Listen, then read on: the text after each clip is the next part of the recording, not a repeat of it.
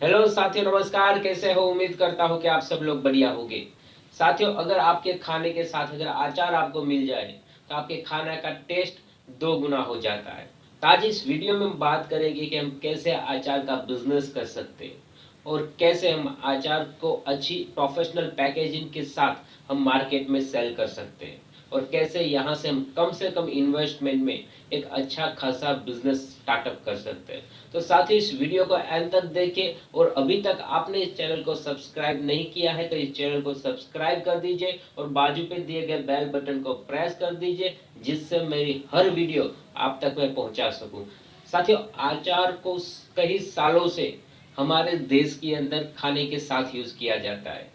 साथियों, अचार को हम ट्रेडिशनल तरीके से भी हमारे घर के अंदर हर साल बनता है और कई तरह के चीजों के हम अचार बनाते, जैसे कि हम आम का अचार बनाते, हम गाजर का अचार बनाते, हम नींबू का अचार बनाते। ऐसे कई सारी चीजों का हम अचार बनाते और आम के अचार के अंदर भी हम खट्टे आम का अचार बनाते, हम मीठे आम के अचार बनाते। इस तरह से कई सारे अचार हम बनाते और हम अपने घर के अंदर इसका यूज करते हैं। तो आज के टाइम में साथियों, हर घर के अंदर ट्रेडिशनल तरीके से अचार नहीं बनता है। कि पहले के समय की अगर बात किए तो तब घर की औरतों अपने हाथों से अचार ट्रेडिशनल तरीके से अचार बनाते थे और उसको पूरे साल तक उसका संग्रह करके स्टॉक करके उसको यूज किया जाता था।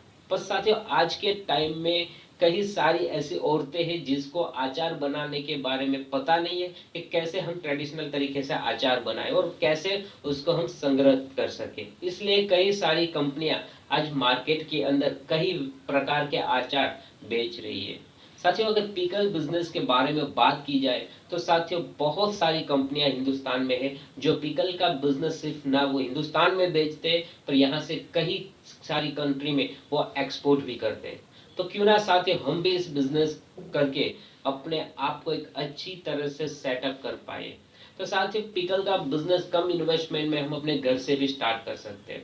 साथियों, अचार के बिजनेस के अंदर हमें एक चीज ध्यान में रखनी है कि जिस टाइम पर या जिस सीजन के अंदर जो रॉ मटेरियल हमें अवेलेबल होता है, आसानी से हमें मिलता है, उस रॉ मटेरियल का ही हमें अचार बना के उसको पूरे साल तक हमें कोल्ड स्टोरेज में रखना है और जैसे जैसे हमारी रिक्वायरमेंट रहती है वैसे वैसे हमें उसको पैकिंग करके मार्केट में सेल आउट करना है। तो साथियों, यहाँ पे अगर मान लीजिए कि आम का अचार बनाना है कि आम के सीजन में आपको आम परचेज करने हैं, अच्छी क्वालिटी के आम परचेज करके आपको अचार बनाना है पूरे साल के लिए और उसको कोल्ड स्टोरेज में रखना है और जैसे जैसे आपकी जरूरत रहती है वैसे वैसे आपके आम को अचार को अच्छी पैकेजिंग में पैक करके आपको मार्केट में सेल करना है। तो इस तरह से साथियों, अगर आप सीजन के अंदर ही उन चीजों का अचार बनाएंगे तो हमें अचार की कॉस्ट बहुत ही कम पड़ेगी और हम उसको मार्केट में अच्छी कॉस्ट के साथ बेच पाएंगे, जिससे हमें एक अच्छा मुनाफा भी मिलेगा।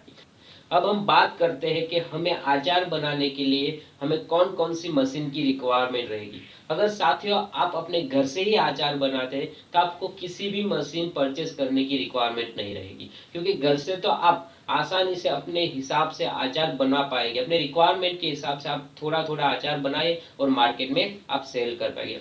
पर अगर आप बड़ी मात्रा में एक अच्छी फैक्ट्री के साथ अगर सेटअप करना चाहते हैं तो आपको यहाँ पे जो अचार के रॉ मटेरियल है उसको वॉश करने के लिए आपको वॉशिंग मशीन चाहिए, उसके अलावा आपको पीलिंग मशीन चाहिए, उसके अलावा कटिंग मशीन चाहिए और अचार को मिक्स करने के लिए आपको मिक्सर मशीन भी चाहिए। तो इतनी मशीन आपको मार्केट में अवेलेबल है। आप मार्केट के अंदर आप गूगल में सर्च करेंगे तो आपको कई सारे ऐसे वेंडर मिल जाएंगे जो मशीन आप वहां से परचेज कर सकते हैं। तो उस हिसाब से आप मशीन भी परचेज कर पाएंगे। उसके अलावा कैसे हम अचार बना पाएंगे, तो साथियों हमें सबसे पहले तो अच्छी क्वालिटी की हमें रॉ मटेरियल हमें डायरेक्ट परचेज करना, या तो मंडी से हम परचेज कर सकते हैं या फिर हम फार्मर से भी परचेज कर सकते हैं। उसके बाद उसको वॉश करना है, वो अच्छी तरह से वॉश करने के बाद उसको पीलिंग मशीन में उसको पीलिंग करना है और उसके अलावा हमें उसको अच्छी तरह से कटिंग मशीन में उसको छोटे छोटे पीसेस में हमें कट करना है। उसके बाद हमें उसको अचार मशीन में उसको अचार बनाने के लिए हमें तेल के अंदर सबसे पहले उसको डालना है। उसके अलावा हमें उसको चिल्ली पाउडर, नमक और जो जो अचार बनाने के मसाले हैं वो सारे के सारे मसाले उसमें डाल के उसको मिक्स करना है। उसके अलावा पूरे साल तक उस वो रहे, इससे इसके लिए हमें ज़्यादा से ज़्यादा अच्छी क्वालिटी का तेल हमें यूज़ करना है। और उसके अलावा कई सारी कंपनियां अचार की गुणवत्ता एक जैसी ही रहे पूरे साल तक, इसलिए विनेगर का भी यूज़ करते हैं। तो उसका हमें थोड़ा मात्रा में यूज़ करके एक अच्छी खासी पैकेजिंग में अच्छी तरह से उसको पैक करके हमें कोल्ड स्टोरेज में पूरे साल तक उसको रखना है।